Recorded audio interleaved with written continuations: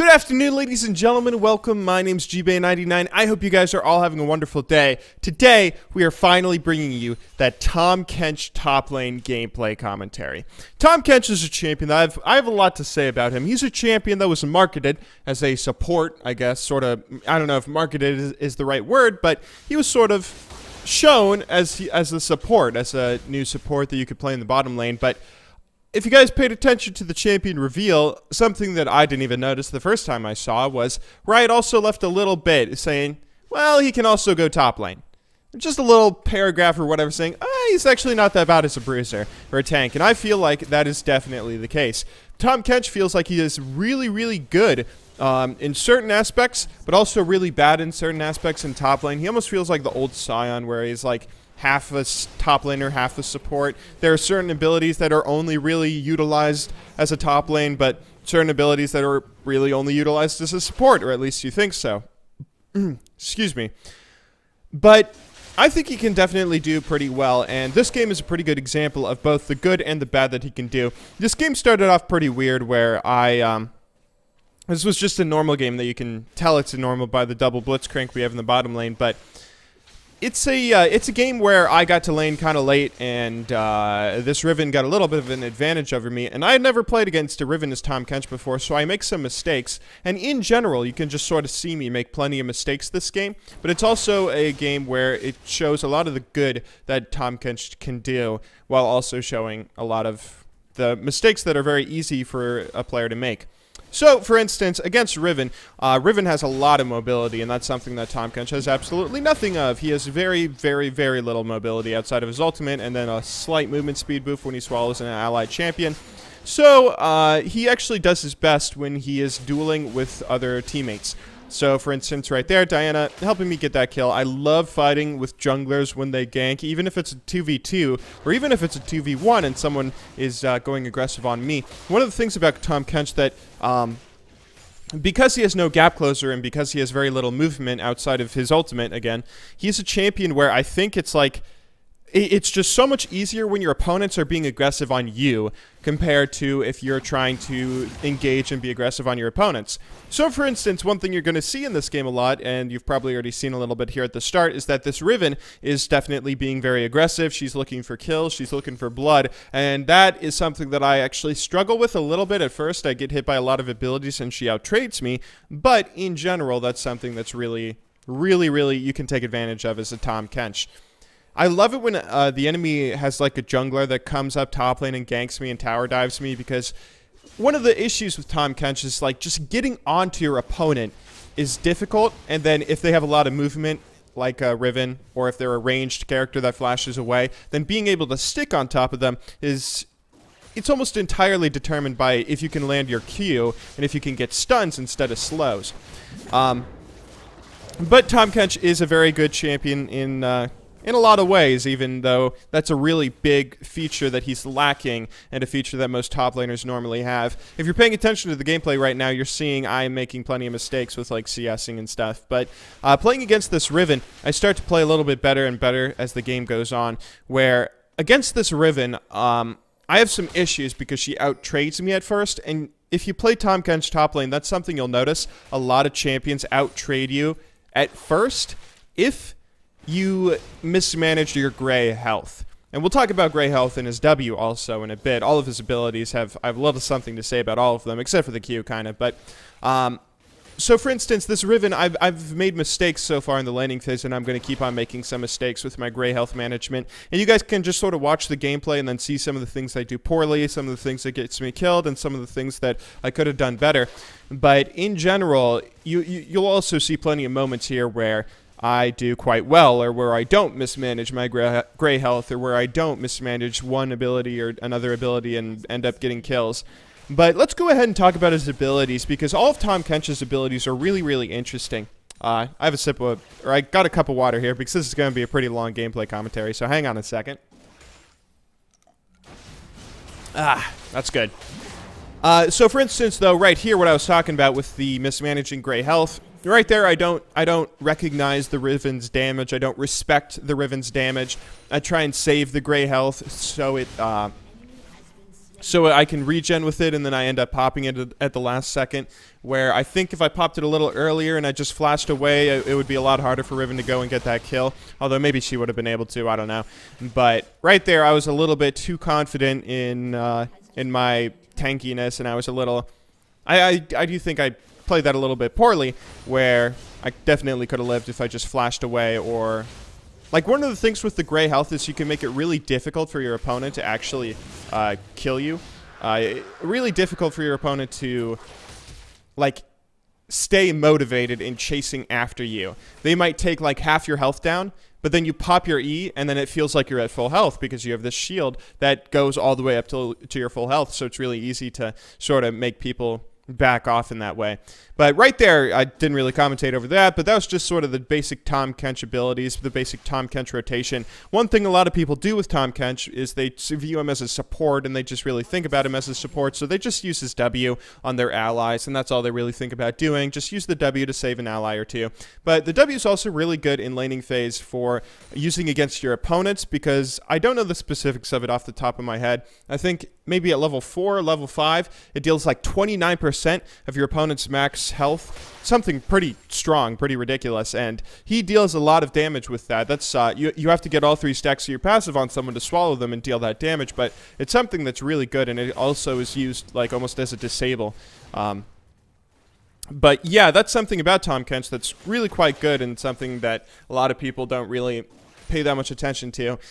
His W in general, just sort of talking about his abilities, his W is an ability where it can be used in 3 different ways. It can be used on minions, on champions, and on allies, and each one will do drastically different things. Using it on a minion, you can use it as poke harass to throw out at your opponents and then apply a stack of your passive, like right there, getting a stack of my passive on Riven, and then using the tongue for the second one. Just got to auto up one more, and then bam, there we go. She has 3 stacks of the passive.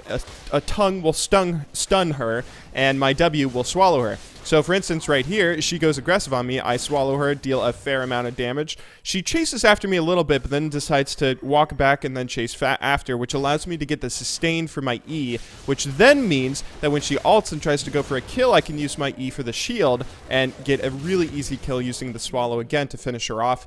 That sounds a little bit sexual, doesn't it? Using the swallow to finish her off, but you guys know what I mean. It's that sort of rotation. Using your abilities in the rotations that you see in the gameplay is a pretty important thing with Tahm Kench, which we will talk about as much as possible. But I'm going to be sort of talking a lot about his abilities, like I have been, or like I've been trying to, even if I've been getting interrupted a little bit with the gameplay.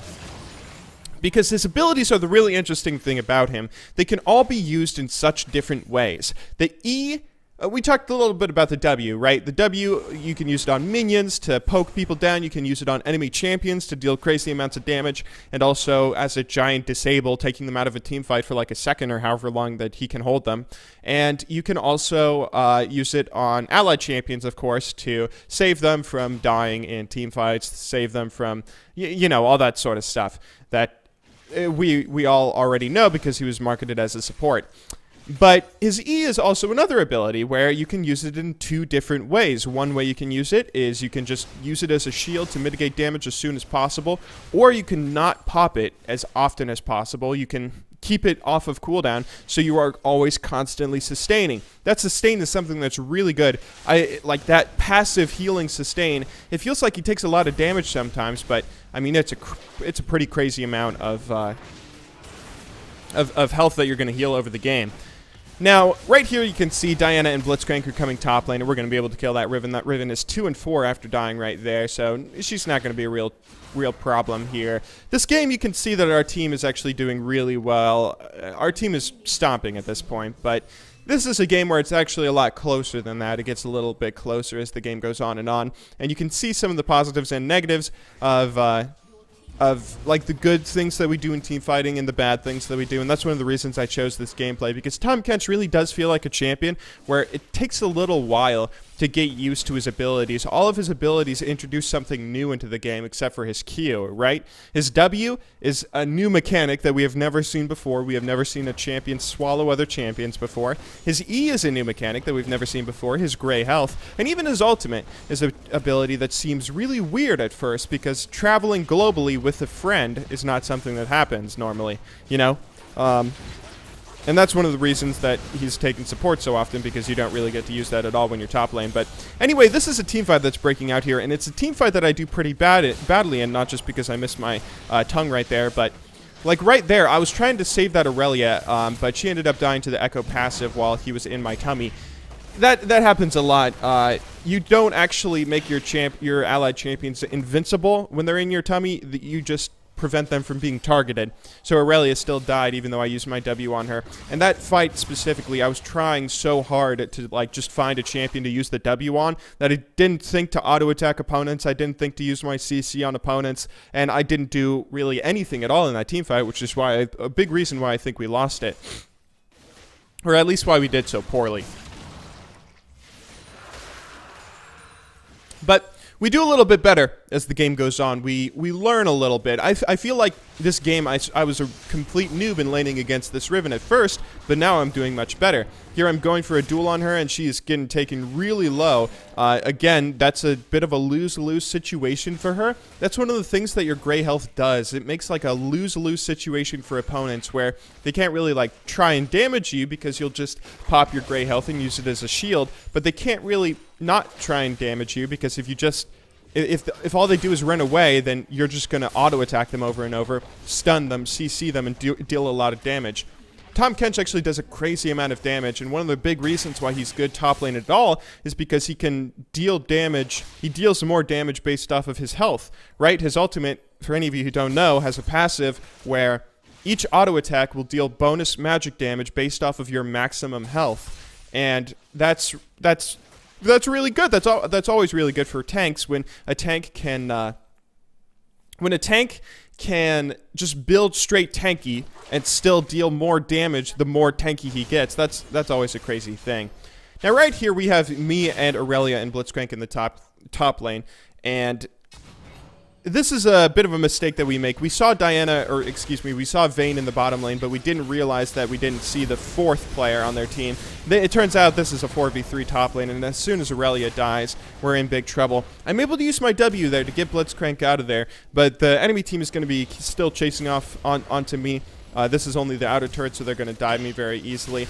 I'm trying to save my E right there at the very end to pop it at the last possible second and make them have to go through as much health as possible, but I make a mistake when Blitzcrank grabs me, and then I'm not able to pop it before I die, which is a pretty frustrating mistake and a pretty bad one, but in the end, it doesn't matter too much. We brought a lot of attention top lane, and we only had 2 people die for it, which isn't that bad.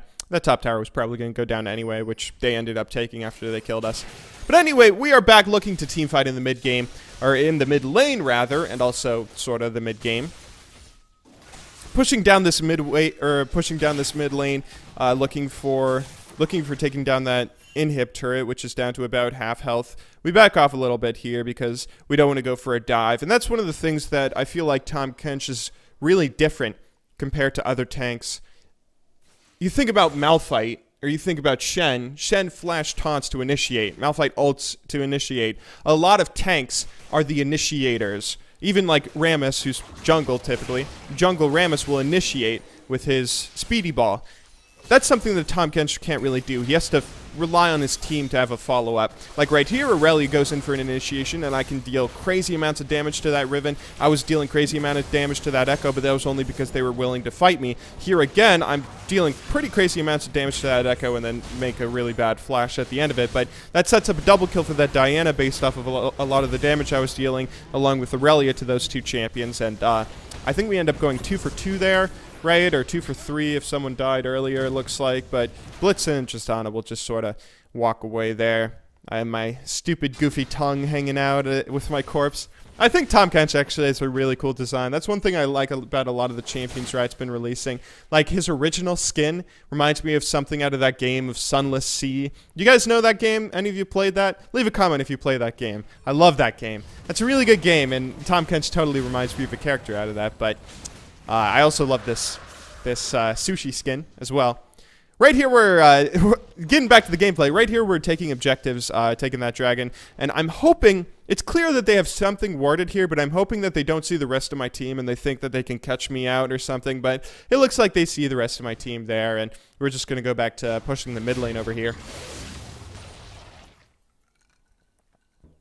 As I was saying, though, earlier, Tahm Kench sort of relies on his team to really back him up. He relies on his team to help him out because he is not the initiator with his ultimate the same way a Malphite is, and he's not an initiator the same way a lot of other tanks are. He's almost like a support tank, which is why I'm sure Riot sort of suggested that he be played in the support role, but because of the way some of his abilities work, he can just also be really good top lane. You sort of need to rely on your support to be either a Blitzcrank or a Leona or someone, or your jungle to be like a Rammus or, I guess, Diana also works perfectly well. Right here, I'm not actually doing that much, but I'm doing a little bit. I'm providing a little bit of CC. I'm providing some damage, and if they ever try and focus my team or like turn on us and start chasing, I can just run into their back line and be this big annoying guy that they have to focus, and then I heal up, or I have a giant shield with my E, and then I can disable them with my Q and with my W. Tahm Kench is like a big disabler, but the thing about him top lane is it's so much easier to be a bigger presence in team fights than compared to support, because you're able to get more items, you're able to get more tank items, so you're tankier, and the more health that you get, the more damage you deal. I think it's a really great situation for him. I really like the champion. I think he's definitely, he feels a bit odd as a top laner. Whenever you play him, you'll find that he feels a bit odd like a top lane, but he also just, I think he's really good top lane compared to support. Right here you're going to see this Vayne, I'm able to catch her out and then eat her as she stuns me up against the wall, and then I set up, like, do you guys see how much damage we did? Me and that Diana right there, just Diana's auto attack, my W, and then an auto for myself. We chunked that Vayne down from like 66% health. That's pretty big, and that's the big thing that Tahm Kench does. I feel like that sort of clip is almost a great analogy for Tahm Kench in general.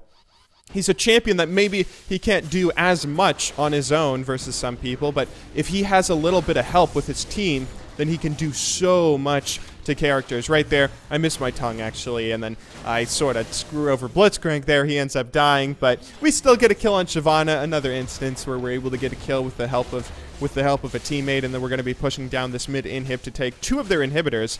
I don't have the best score, but tanks never really do. You can actually play Tahm Kench and have really good scores with a lot of kills. You guys should see some of Darian's games that he's played with him. But I think right there, actually, that was a really good ult by Echo, and it did a lot of damage to me because I don't have any MR yet. But we end up taking 2 of their inhibs, and we are sort of looking to win the game at this point. Now, I included that little clip right there of me using my ulti with that Diana, because that, I think, is honestly, I played Tahm Kench for like 20 or 30 games, and I feel like that's honestly the only time I've used my ultimate with a teammate super effectively. We were talking about going and doing Baron, and I said, I'll clear top lane. Diana said, I'll do blue. And then we just so happened to be walking up there at the same time that I can use my ulti to take her to blue. She does blue while I clear top, and then we all move over to Baron. That's something that was so perfectly coincidental. I haven't seen it in any of the other games that I've played with Tahm Kench. Most of the times when I'm using his ulti, I'm using it as an escape, like I'm getting chased after and then I'll flash over a wall and then ulti into my base or something. But I think that he's also just in general a champion that if you have communication with teammates, you can do so much more with him than if you're just sort of playing him on your own in solo queue, which might not make him the best pick for solo queue, but maybe you can definitely still learn to make all of his abilities work. Right here, I'm using my W on that Blitzcrank because you get bonus movement speed when you're moving towards enemy champions when you swallow one of your own teammates. I think that's sort of Riot's way of saying this is an ability that you can use to sort of engage. Here's some bonus movement speed. You can swallow a support like a Leona, or you can swallow a tank like a Shen or a Rammus or something, and then run towards the enemy, throw that tank right near the enemy, and then they can use all their CC, and you can sort of use that to initiate. That's something that's a little bit useful, I think, a little bit good, a little bit. I don't use it that often because I feel like a lot of the W's potential comes with the damage and disabling opponents when you're playing him top lane at least. At least that's how it goes in laning phase with ganks, with fighting 1v1 and stuff like that.